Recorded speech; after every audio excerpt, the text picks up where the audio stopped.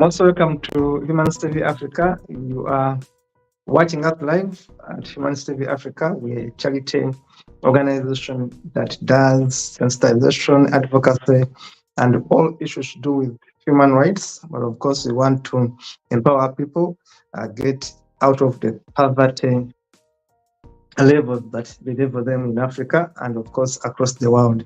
You can watch us wherever you are. We have studios in Ghana, studios in Sierra Leone, Nigeria, Zambia, Zimbabwe, Uganda, Kenya, and we are growing. So we want to thank our network for sharing our shows and, of course, encouraging people to continue watching. We are an organization that is in the stages of growth. We are still growing, and we want to encourage everyone to join us and share the good news. And of course, Saturdays, we are here to talk about issues to do with agriculture, issues to do with food safety, issues to do with consumer rights. And we normally have experts in the studio. And of course, today we continue with our in-house experts, Mr. Kimera Henry from Consent Uganda there. And of course, we continue with Mr. Bernard Bambale from the same organization. These are experts. Of course, Bernard Bambale is the chairperson for the Safety Coalition. These are global organizations. They may be locally established in Uganda, but they go beyond boundaries. They are in different parts of the world. And of course, in the studio is Dennis Bongole to help us do the production. We want to encourage you to please follow, like, share, and of course, comment. Give us your feedback wherever you are. Let us know if you are making an impact in your lives. We want to see more food production in your homesteads. We want to see more healthy families. We want to see less poverty in our families, in our communities. Today, we wrap up the most important topic we have been handling in this month of May, which is agroecology. And today we're going to be looking at pillars of circularity. We're going to be looking at resilience, scaling up resilience in our communities, and of course, how all this can help improve welfare and humanity. I want to welcome Mr. Kimera on the show, and of course, to request him to give us an introduction to this show. Mr. Kimera. Thank you very much, Pato. And once again, I would like to thank very, very much the team at Humanist TV Africa for kind of babysitting us, scheduling us, and empowering us to grow into products, which products I trust we have grown on the Humanist TV Africa. That ever since we started in January, we have been tackling different topics. We started with food safety, focusing on fraud. Then we went into aflatoxin month. Then we went into Consumer Rights Awareness Month. Then thereafter, in April, we started to address aspects still to do with agroecology, a bit of it, food safety aspects. And then still this month, we have moved in further, looking at agroecology in the different aspects. We have seen how aspects to do with soil, aspects to do with its utilization, looking at its principles, mainstreaming it. And today we would like to wrap up and looking at agroecology as a pillar, one of the pillars from an agricultural perspective and an ecological perspective, as a pillar for circularity and aspects to contribution to the circular economy. All that will be something that we'll be discussing. How does agroecology, a pillar to circularity, bring about resiliency in our communities and to ourselves as consumers? So having looked at all that, viewers, wherever you are, in the global world, there is a lot that we have achieved. So looking at our consumer rights, our responsibilities, calling to action to the duty bearers, looking at ourselves as individuals, farmers, environmental rights, social justice, bringing in economic aspects that are also looking at economic justice in one way or another. So politics has been a journey that we started small, and we are very, very grateful for the different players, resource persons that we have had.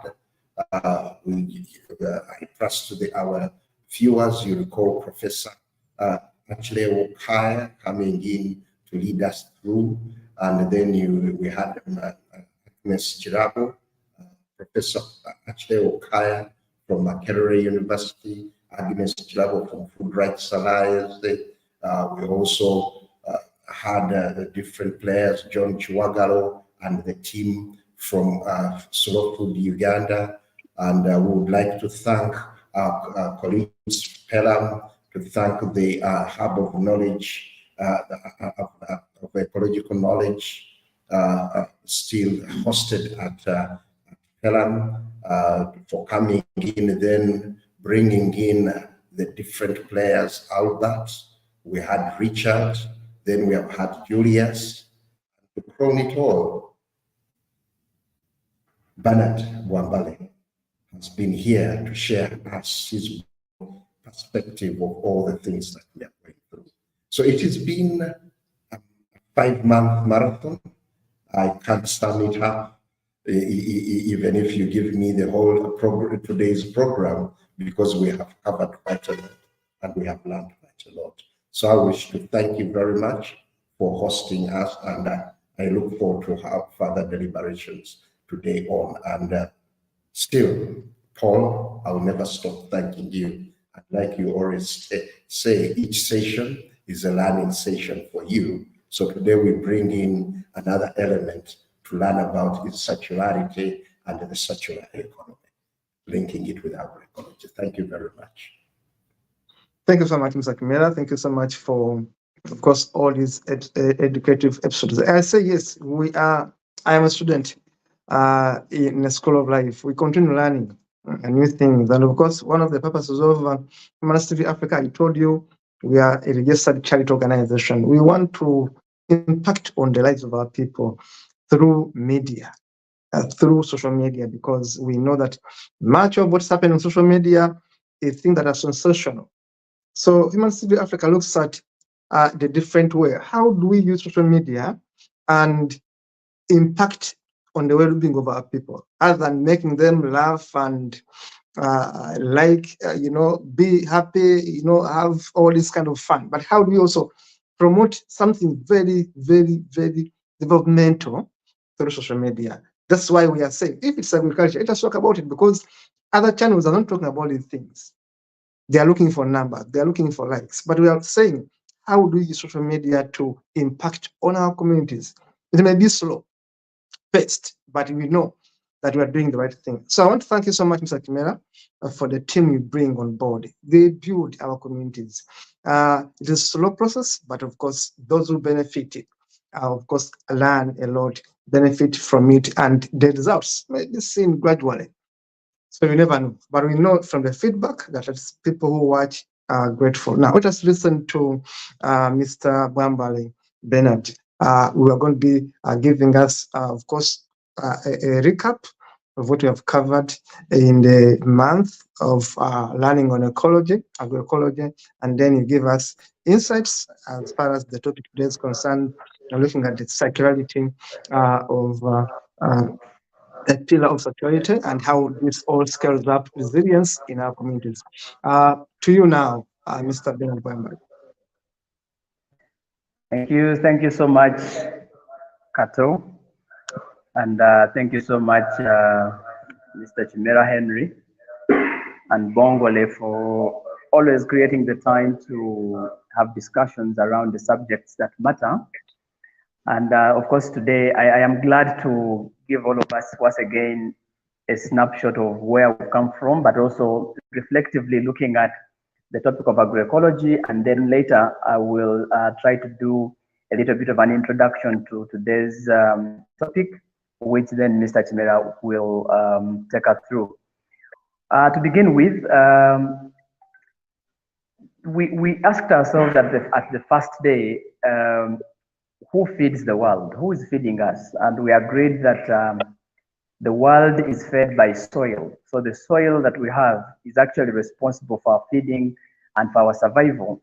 And this is where we drive the whole issue of agroecology, looking at how do we ensure that the planet we have, the soil we have, is able to provide for us the food that we eat on a daily basis, the food that gives each one of us life.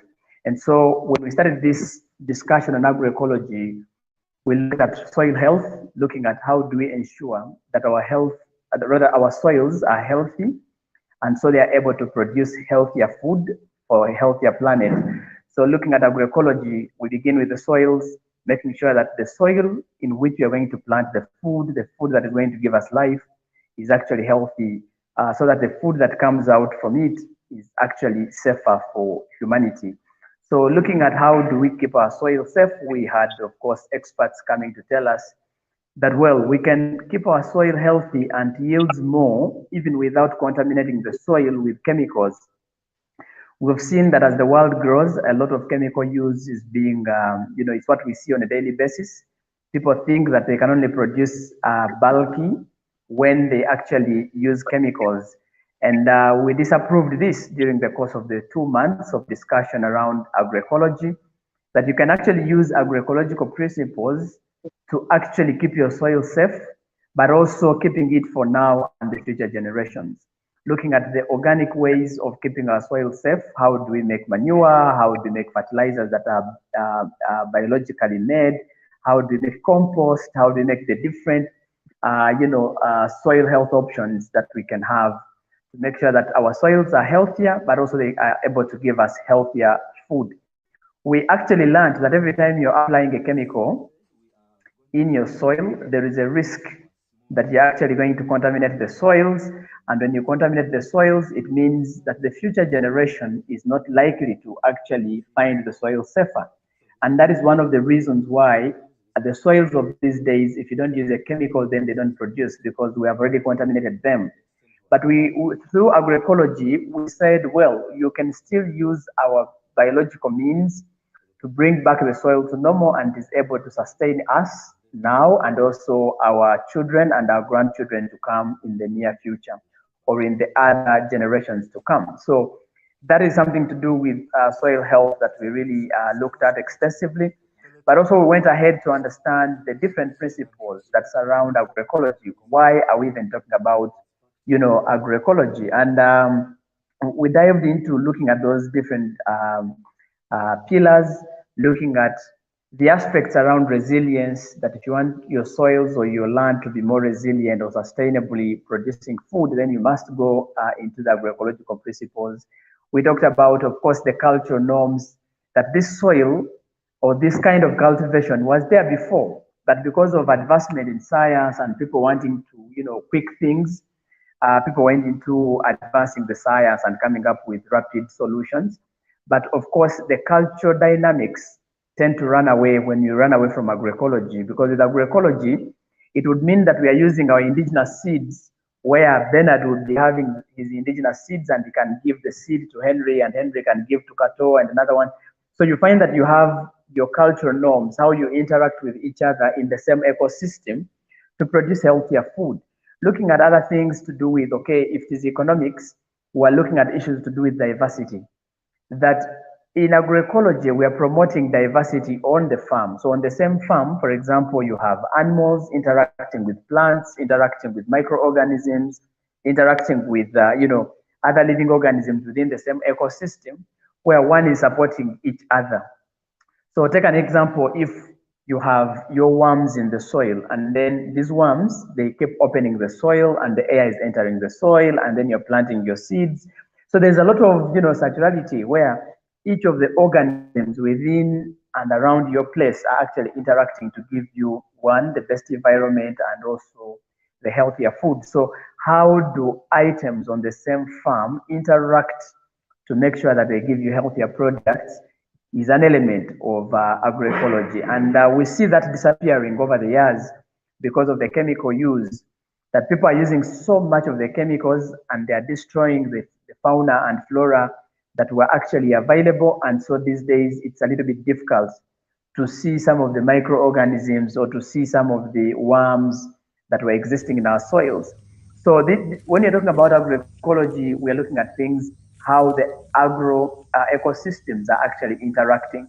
If you look at those videos, you're able to see the tapeworms, you're able to see the worms, which if you use the chemicals, you cannot be able to see. And mind you, those organisms also have a right to live.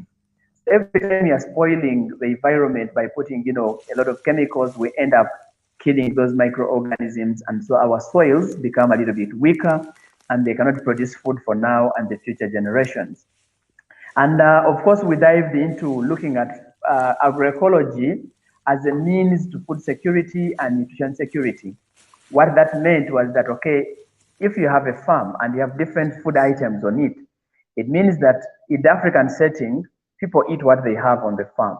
So if you have rabbits, you have cows, you have goats, you have poultry, you have, potatoes, you have cassava and all this, you will find that you have diversity on the farm, which can translate into diversity in the market or diversity on the plate. So you realize that actually you'll have too much food around you, and so you are more resilient to have food on a daily basis. And every time you have access, availability, and sustainability of food, it means that you have guarantee of the nutrition security at your home, but also you guarantee food security at your home. Now, if you look at agroecology, actually agroecology does not promote monodiets. It doesn't promote monoculture. So because of that, you realize that there is a lot of food, a lot of varieties of food on the farm, but also on your plate because you have them available. And they are cheaper because you have them available on your farm. So whenever we want to guarantee food security, whenever we want to guarantee nutrition security, then one of the methods that we can undertake would then be agroecology. It really solves a lot of issues when it comes to food and nutrition security. The other, we talked about agroecology as a means to food safety. That because you're minimizing the risk of contamination by chemicals, then you're likely to have safer food because you're producing your food organically. You're just basically depending on nature to actually produce food. So you are at an increased let me say that you're better off. You're likely to limit the unsafe food around you because the food safety can be guaranteed.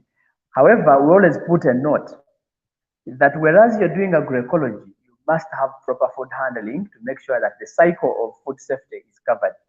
So it would be very, very bad for you to have organic food and then you go and dry it on a tarmac road. You have organic food and then you go and dry it on top of rusted iron sheets. You have organic food and then you go and use transformer oil to cook it. I mean, those are really not recommended. So we are saying that, okay, if you produced your food organically, ensure that you maintain the safety of that food until the consumer eats it. So it's always very good to have proper handling of the food until its consumption. Now, you realize that the person who's practicing organic farming or agroecology will guarantee their food safety because you're the one handling your food. You're able to know where this food is coming from and how best you can handle it. So agroecology can guarantee food safety if the food is well handled from the farm to the fork. And then, of course, we also looked at agroecology as a means of improving our environment. Imagine that you have the ecosystem, which is, working with one another. Different components of the ecosystem are working together. They are interacting. Actually, we call it interactivity of the ecosystem. So you have your birds, your animals, your rodents, you have your worms, you have your food stuff on the same farm. You're actually having an interactive community, an interactive environment. And so you're able to have a clear environment where oxygen is enormous. Like you're staying in an environment. If you look at that video where Kakande is, you see that you are interacting with trees, the birds in the morning, everything is interacting with each other. And so you have better weather, you have good environment, you don't have smoke. And I mean, the person is able to have clean oxygen all throughout the year, and the environment is protected because you have everything that takes to have a proper environment. So it's another means of sustaining environmental cleanliness, environmental, you don't have degradation of environment. You're dealing with materials that are locally available, environmentally friendly, etc.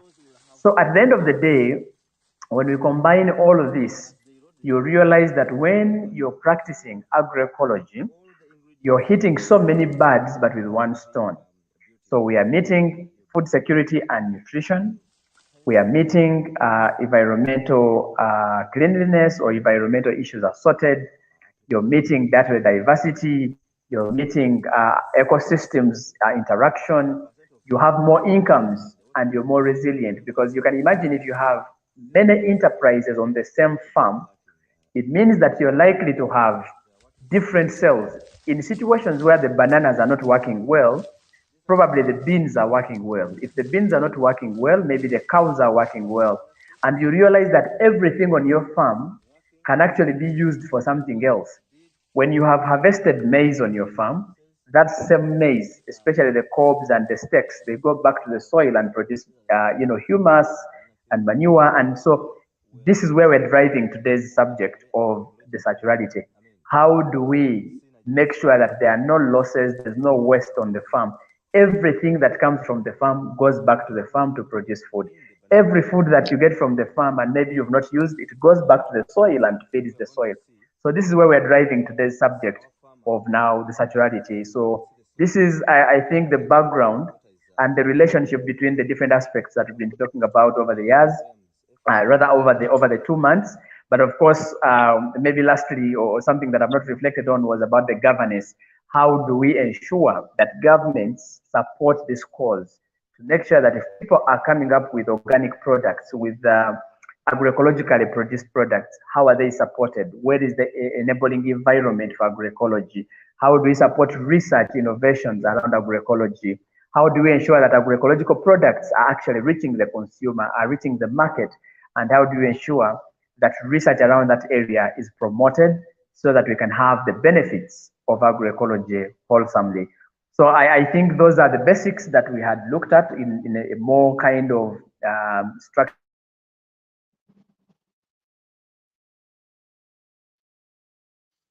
We have lost your voice there, but we are listening to you, and it was all well.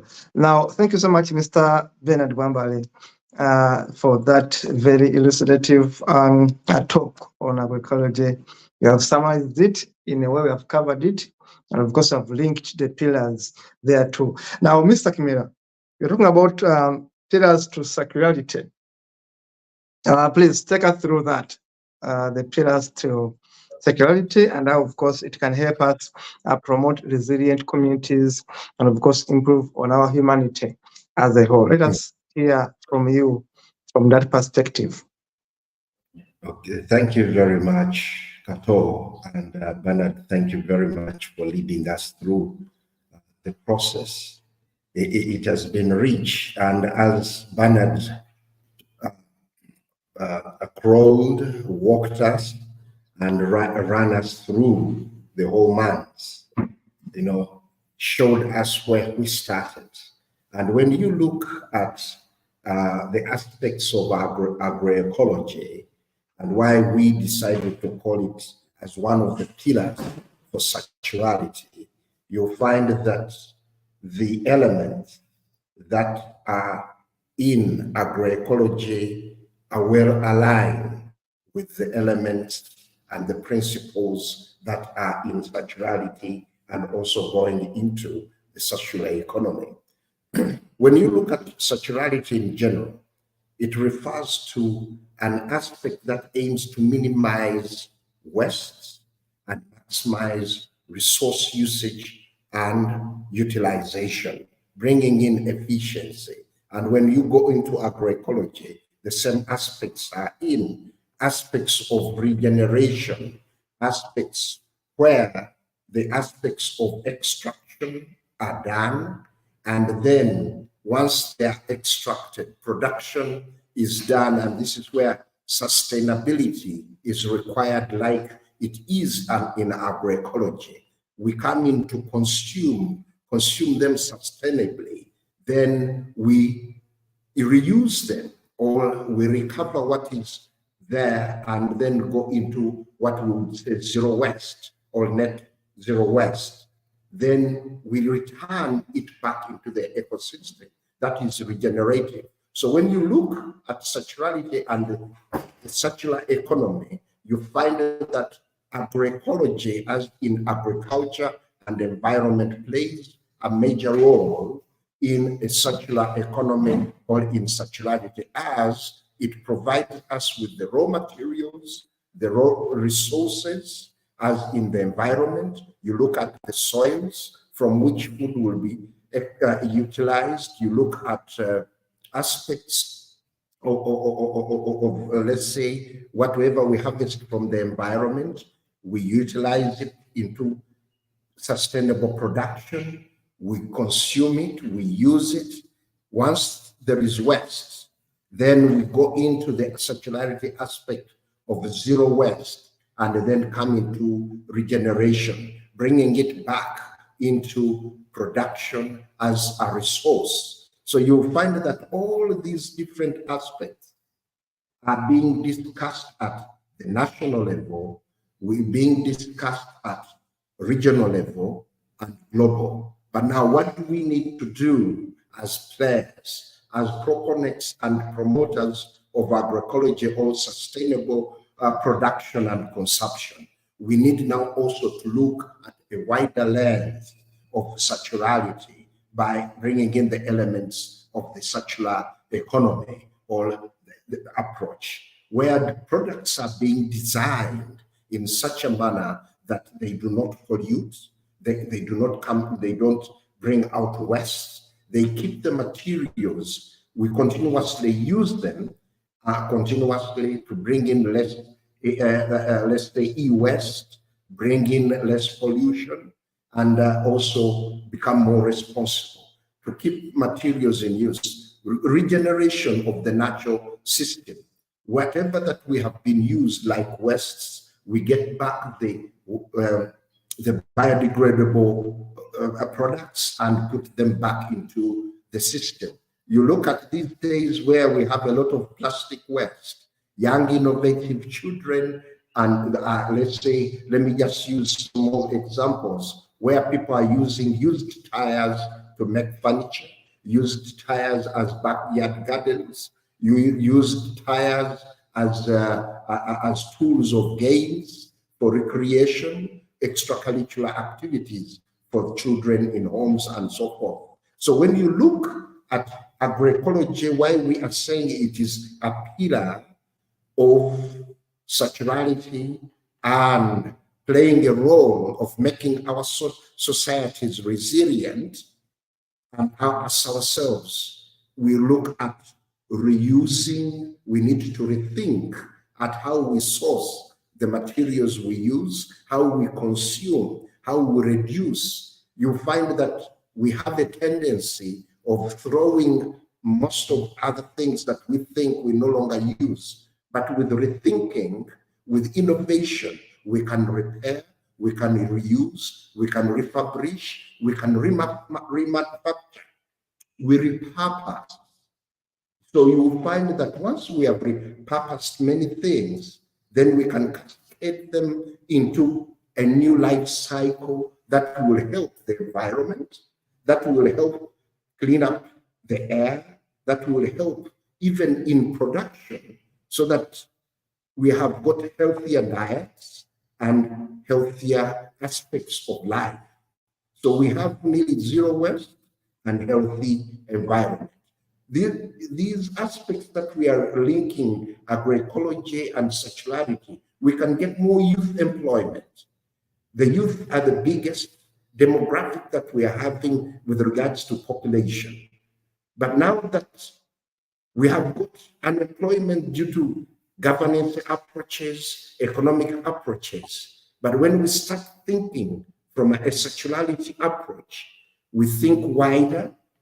Instead of thinking vertically, we collaborate and think horizontally, that we go in plugging the section by section, looking at the food flow. Then we look at the other aspects, the way they flow, transportation, how best do we use it, how best do we extract from the environment judiciously and then regenerate it. So this is how we thought that our discussion today, as we close the month of agroecology, we need now to share with our listeners. We are not the only, we won't say that we are the best to talk about the subject, but we can be catalytic so that we create the subject, or we create a discussion, and other players who are good at it can also come in and see how in a home we can be circular,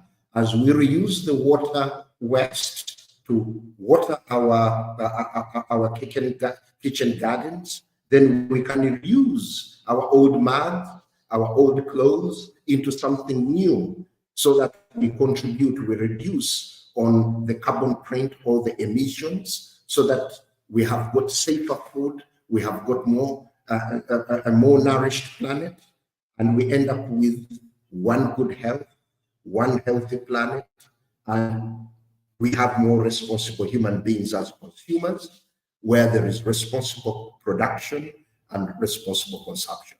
So this is what I can say, showing the linkages. If you go in, the circularity brings in collaboration. Agroecology also brings in a participatory approach, where agroecology talks of regeneration, circularity talks about regeneration of natural resources, using renewable resources, and so forth. So we thought in our discussions that all both can lead us to crown up the discussions today. What we think is waste is gold, and what we think at times is gold ends up being waste and detrimental. So, Kato and all our listeners, that is the little I can do as a curtain writer and a closing of our session today. But we are going to continue to discuss circularity and aspects to do with the circular economy as we go on. Thank you very much. Thank you very much, Mr. Kimera. I was looking at the picture you're running on the screen and looking at the innovations being done to avoid waste, because you said the target is maximizing waste, minimizing waste, and maximizing resource utilization. I was looking at those that pictorial, looking at how innovative people are making shoes, not our usual rugabiles or sandals, but shoes. I'm seeing as a product of a tire, an old tire. And to me, I was really very impressed with that kind of using waste into something very good. I also looked at this other bottom pictorial of water bottles or plastic water bottles being turned into, let me call them tiles for now, or can we say pavers? But when you look at the end product of what someone has gotten from the water bottles, plastic water bottles, into you make these pavers, you make these tiles from these plastic bottles. It's an incredible innovation. Because one, you are making money out of the plastic bottles, but also two, you are stopping the wastage, the chemicals, the danger that will come out of these plastic bottles. This is something very good that many people in Africa should actually look into, because one, it provides income, and of course it provides employment, but most importantly, it saves our environment. Then I was looking at the other pictorial, where you are maintaining a cool environment, natural air, conditioning techniques, using available resources. These are very, very good insights to learn from circularity. How do we benefit from our environment without destroying it? But again, making humanity happy. Then the last pictorial there, yes, that's very important. Soil regeneration. I'm looking at this from a perspective of a dry area and how this dry area is being turned into a very productive farmland. Look at how dry it was, and then look at the end result. They are saying that they are able now to transform this arid area into an organic matter that assimilate plants that actually has water, yet it was very short on rainfall, but also it was having lots of food scarcity. But now look at the green part of it. It reminds me of what Gaddafi did in Libya,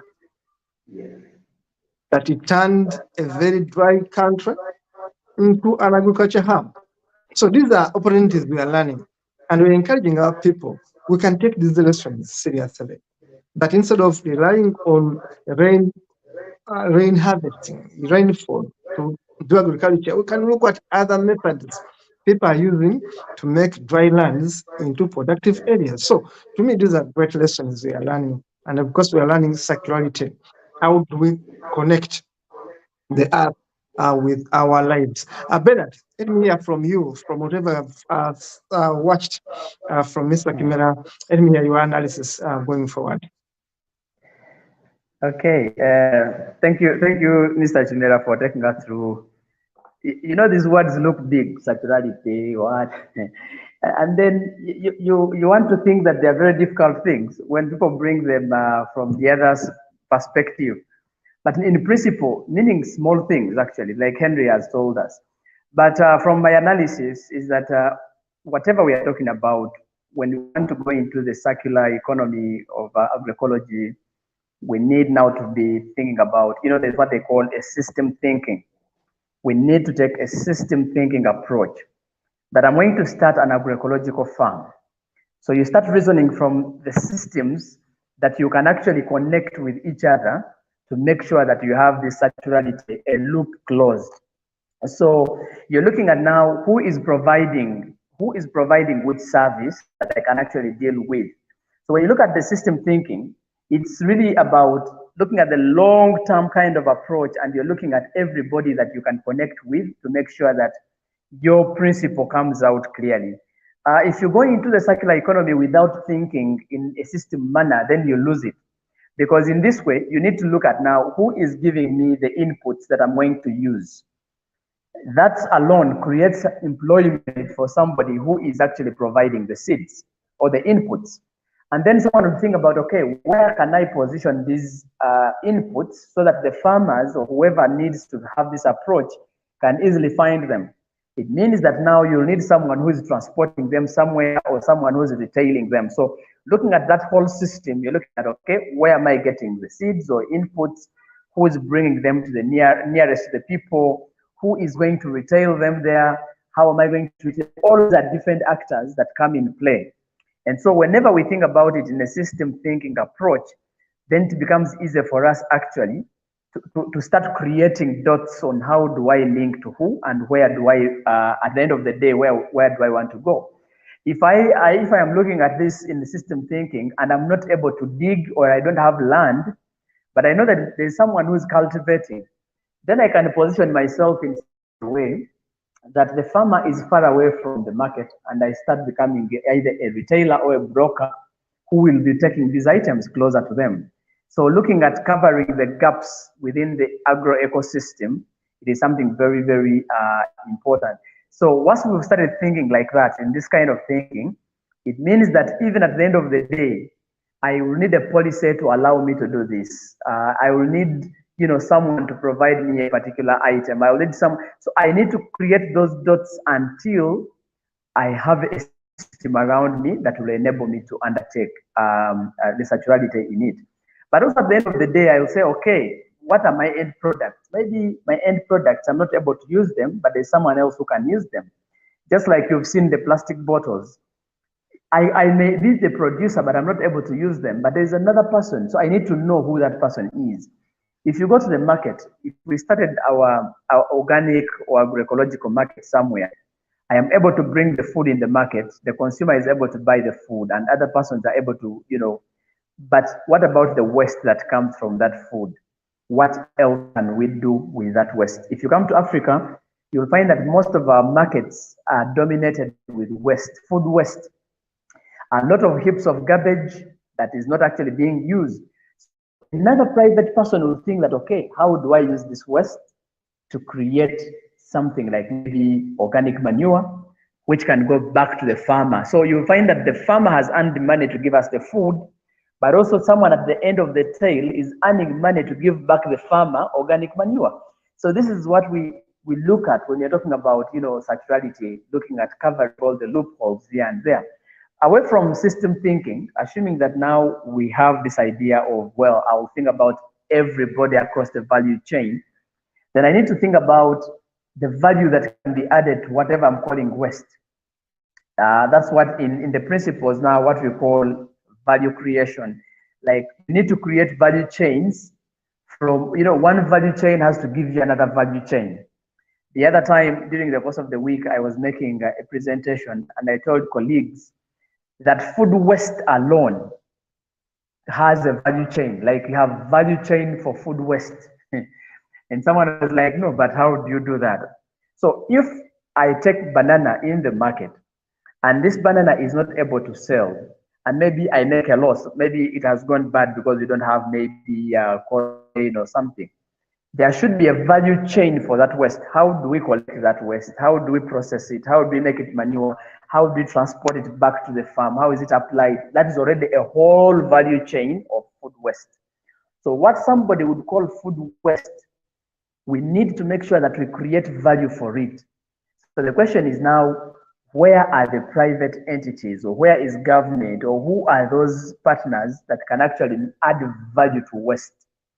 What one section is calling waste should be raw material for another value chain developer. So we should be looking at circularity in that way. After I've thought about different aspects around that value chain, then I create another value chain and another person creates another value chain. Look at pavers. Somebody is making pavers from plastics. It means that there is a whole value chain. Someone who's picking the bottles, someone who's cleaning the bottles, someone who's packing them, someone who's transporting them, someone who's now transferring them into, from bottles to, something like that. So it is an entire value chain. So in circularity, we don't have a single value chain. That's what I need to communicate.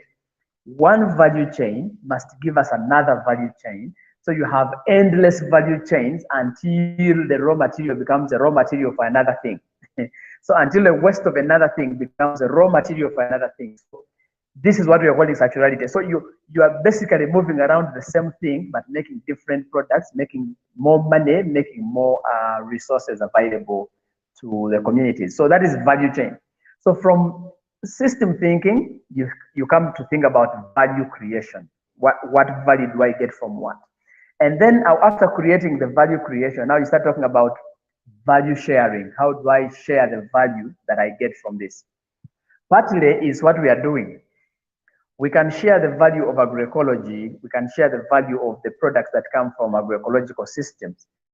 But someone else who's making a different value chain from the wastes of ecosystems should be able to share that, please, me, I'm making manure from waste in the market. So when I go to, let us say, maybe Kaleire market, there's a lot of food waste in Kaleire market, but there is somebody who is able to convert it. If you come to Kampala, there are people who are making manure from waste. There are people who are making animal feeds from waste. Those who are coming up with soldier flies, which are actually feed for poultry. So whereas the farmer of tomatoes took the tomatoes to the market and they rot there is a colleague who's picking those rotten tomatoes and making, soldier flies, which are actually feeds to the farmer who actually send the tomatoes to the market. But the question is, who knows that these feeds exist? So this is where now the element of value sharing comes in. Whom do you collaborate with to know that there is another value chain that has been created somewhere that we need to leverage on to feed your birds? So you realize that actually your tomatoes, what you called tomatoes and you produced them, your birds are actually eating them. So if you poison them, it is up to you that you're actually poisoning even your birds, because at the end of the day, given the circularity aspect, that same tomato which is coming from your home will get back in another form. We have also seen some colleagues who are doing agroecology, and they want to think about how do we transform fecal matter for human beings into valuable substance that can be used back in the gardens. So all of this is philosophy. Some people have been collecting urine from rabbits, urine from cows, urine, and they are making manure. So for you, your cows or your rabbits, they are giving you waste, what you're calling waste, and the colleague is collecting that waste and is bringing it back to you at home as manure. So you'll find that your rabbit urine is again in your garden. So meaning that now you must have that information that there is somebody who is making organic manure, whether you know how they are making it or not, but as long as you give them your urine from your animals or whatever, you will still use it. There are people actually who are collecting even cow dung to make manure for farmers. So at the end of the day, you find that for you are giving me dung as a waste, and I'm giving it back to you as a fertilizer. So when you're talking about circularity, those are principles that we need to think about. But how do we share that there is this happening somewhere? And I was very glad that during the course of the month, we had Kakande sharing with us. He's collecting all this waste and is packing it into what is giving to people as bokash and whatever. And this is part of circularity that we're talking about. So part of information sharing, how do we share that these products exist?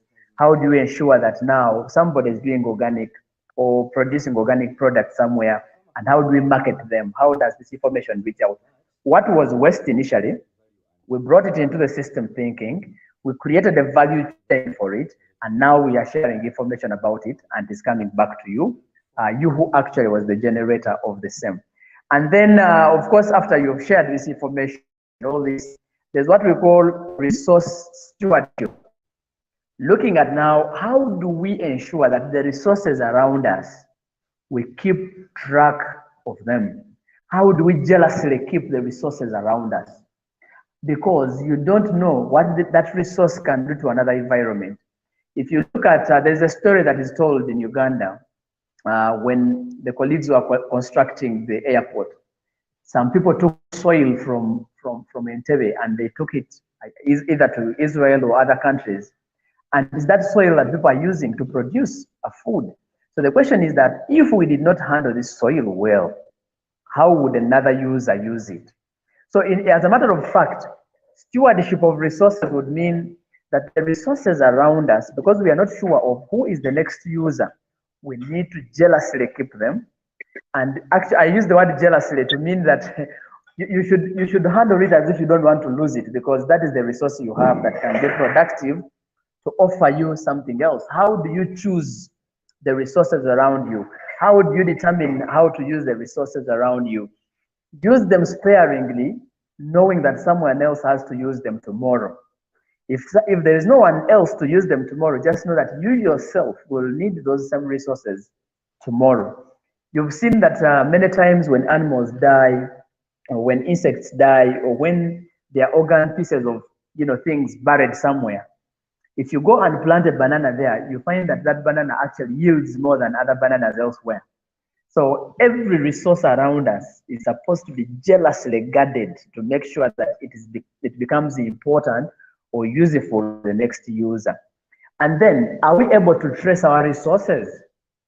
So in the principles that we look at when we are talking about interlinkages and complementarity of these things, is that once you are safely guarding the resources, but are we able to trace where these resources are coming from?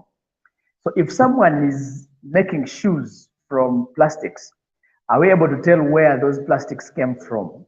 Are we able to manage where they came from? Are we able to trace back and know, okay, this resource came from here, and so we can protect where it came from, or we can even put it back to make sure it yields even better.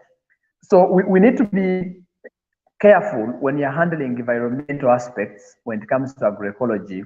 We need to know that at one point X, we shall need these services and we shall still need those resources either for now or future use. But the people who are coming after us should be able to know that previously our forefathers were handling this resource like this and they maintain it. Now you look at the current situation where people are misusing resources which our forefathers left. If our forefathers misused them, so what would we be using? Before you do anything crazy to society or to the environment, those are the questions we need to pose to ourselves. Is what I'm doing to society friendly that my next generation will find it? By the way, people think that next generation means 100 years. No, it is your grandchild, it is your daughter, it is your son. Imagine you build your entire land and then you die after 50 years. But you have children of 10, 15, 20 years to use. We need to be cognizant of the resources they're living, and they're able to become good stewards of the resources. They're able to leave them for our generations to use later. And maybe as I conclude for now, look at the ecosystem. How resilient and sustainable are you living the ecosystem in which you are working? You've been doing a lot of agriculture, but how are you sustaining the ecosystem there? Last time I made a comment that these days you can even take a month or so, even a year, even 2 years, without seeing bees moving from one location to another. Why? Because we have contaminated the ecosystem that these important insects cannot survive. And if the bees cannot survive, you know what happens? We talk about low yields because the pollinators are not there. How do you expect a bigger yield when the pollinators are not visiting your site? So you don't expect that you'll have a lot of production when the pollinators, which are supposed actually to pollinate your flowers and whatever, they're not there. You have killed them. So what do? You expect minimal. You have invested so much, but you're expecting minimal because the insects that were supposed to be pollinating your garden are no longer there. And because they're not there, you don't expect so much. The soils are not yielding because the tapeworms are not there. This is what I was talking about last time. Where have the tapeworms gone? Whenever it rains, you'll see so many tapeworms on the surface. Why? Because they were coming now to open the soil so that the water enters, so that there is aeration, etc. But because we have degenerated them, we don't want to see them. This is where the trouble has come from. So, ladies and gentlemen, we need to go back to the drawing board and ensure that we have ecosystems which are working together. Interactivity of the ecosystem has to be there. Human beings, the animals, the insects, the worms, all of them must be coexisting in the same environment to support one another. And I think that makes sense from my side, looking at the critical analysis of what we're talking about. For us to guarantee circularity, these are the basics that we need to undertake. I want to appreciate you once again, and I think you can also build on that as we come to the end of this session. Thank you. Thank you so much. Thank you so much. That was a good one. Of course, we have wrapped it up all, and we are going to be concluding the next few minutes. Of course, we are taking these shows as learning points for us who want to improve our communities, for those of us who want to do farming better, but also to control environmental degradation. This show is for you. How do we save our environment from destruction? How do we interlink ecology, our ecosystem, our environment with the poverty levels in our communities? If you destroy the environment, of course, you're going to also increase poverty in our households because bad environment yields more diseases. Now, Mr. Kimera, having heard from Mr. Bernard Bwambale, I'd like to hear from you as we conclude your take away home, your wrap up. We have 6 minutes to go. Let us hear from you, and then we shall also plan for the next month. Thank you so much. Thank you very much. I'm sorry, my camera, I don't know what has gone with it, but my voice could be good enough to take us through. We can hear you properly. Great. So this is, it has been a good deliberation that we have had here, and I would like to thank my colleague, Bernard, who has really given a rich background and sharing, kind of bring what I would call localizing circularity, looking at it from the agricultural perspective and bringing it into our day-to-day life, bringing it into production. But in all this, we are going back to one aspect of the sustainable goal number 12, responsible consumption and production, thinking from a systems approach that if I am unsustainable in my consumption, that will impact production. And if the production is unsustainable in whatever way, if I'm using a wrong type of transport, it is not only going to affect the environment, it is also going to affect the goods that are transporting onto that means of transport.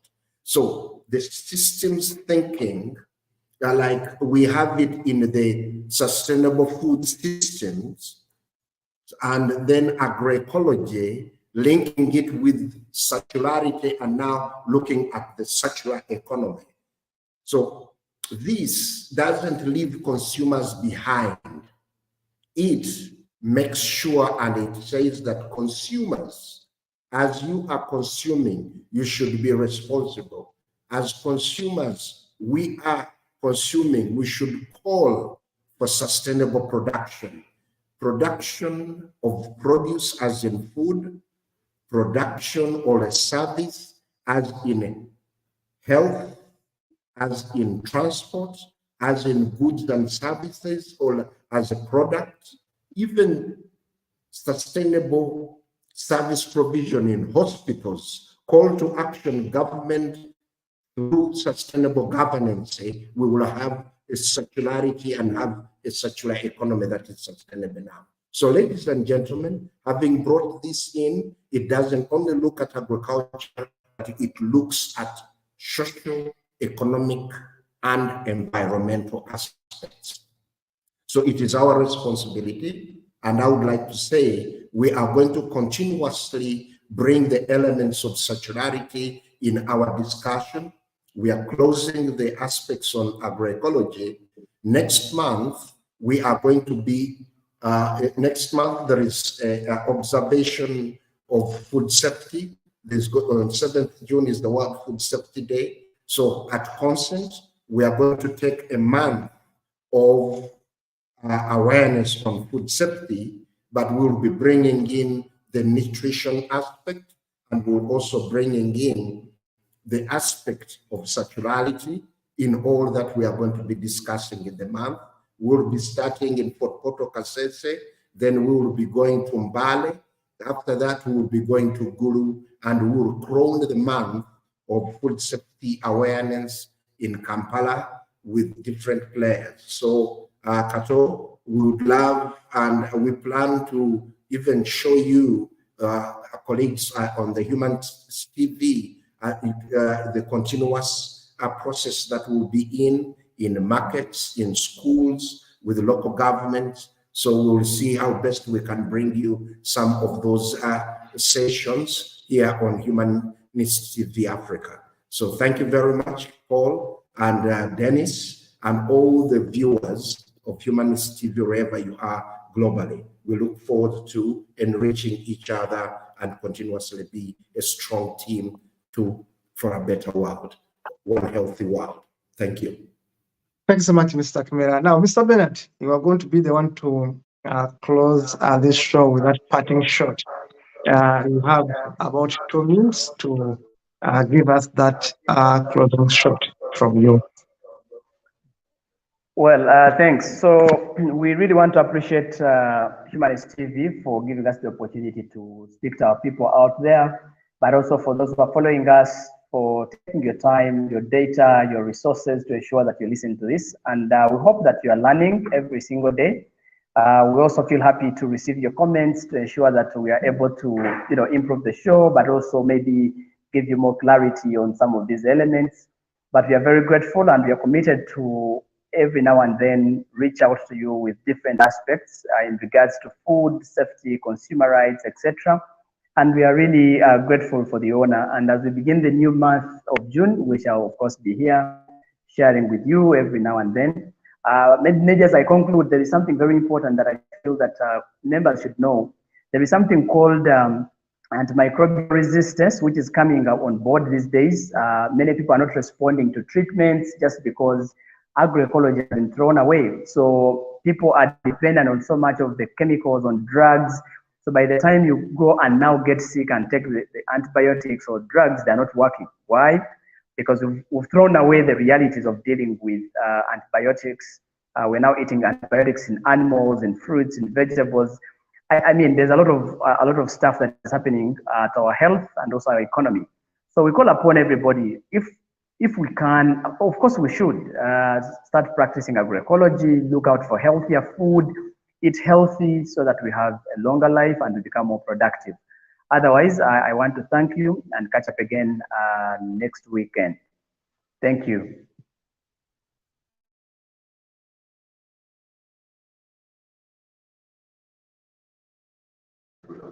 Kato, you're muted.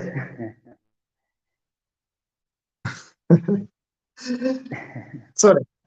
I'm saying it has been great having you on the show, Mr. Bernard Bwambale. We were learning from you.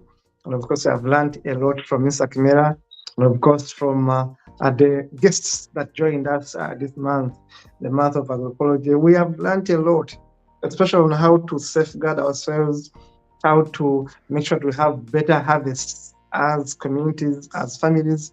I do know that whoever is going to be watching these shows a year from now will benefit from them, because the beauty of this show is that they remain there in our archives, they remain there on our YouTube channel, they remain there on our various social media. So people watch them in their various free times, and I know they will change lives. I want to thank you so much for the opportunity you have given us to join us and, of course, be part of the educators at Human CV Africa. I want to thank Dennis Bongole for the production, and I want to promise viewers that we are going to continue to collaborate with Consent Uganda and, of course, their associates to continue empowering our people one day at a time. Next month, we're going to be looking at nutrition and other related food safety issues. Thank you so much for watching, and please keep your hope alive and see you in the next show. Thank you so much. Be safe, be well. See you again.